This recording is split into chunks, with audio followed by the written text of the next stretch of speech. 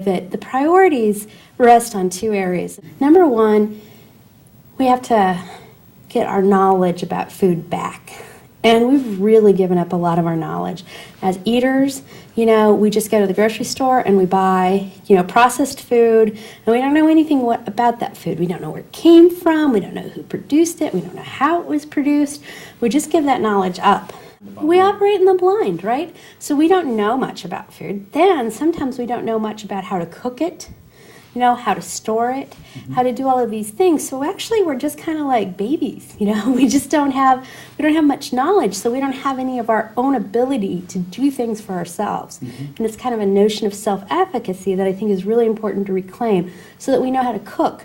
But it also goes all the way back to the production side. We've got a lot of farmers in the United States that they only know how to produce the one monocrop they're producing. Yeah. They don't have a diversified farm anymore. They don't have orchards on their farm. They don't have gardens on their farm. They're not producing any of those kinds of things for commercial sale. They're only producing crops, or they're only producing dairy, or they're only producing eggs. We don't have any of those diversified kinds of farms left. So a lot of our farmers only have a specialized set of knowledge. Yes. And a lot of those sets of knowledges are also tied up with seed companies and chemical companies giving them advice and all of these kinds of things, right? So we need to know, again, about how to cook, how to grow, how to store, how to process, how to distribute food in a regional way. Excuse me, this is something that goes beyond disclosure about the calorie counts in food. Yeah, definitely. On the label. Yeah, I'm talking about people being able to provide for themselves.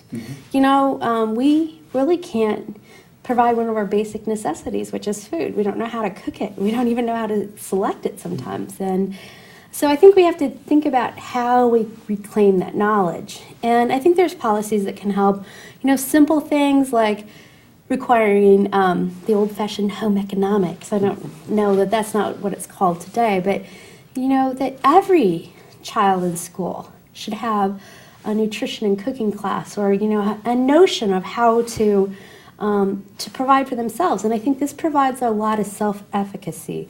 People feel, I can do that. I can do something for myself. And so I think we have to figure out how to reclaim some of that knowledge, helping people produce together communally, thinking about soil. These are all policies that we could do around knowledge. And the idea, as you talk about knowledge, the idea is to help folks play a better role in selecting their foods and preparing it. And just knowing, because if you know more about cooking, like all of a sudden you don't buy the processed package of noodles. Why would you?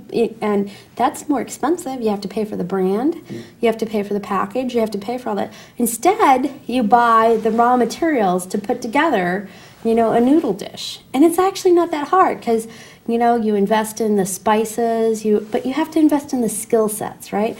So then you can start to eat less processed food that's healthier for you, food that you put together from scratch. It tends not to have as much salt and other preservatives in it, so there are health outcomes. And then it's just like, wow, I can do this. I can do this for myself.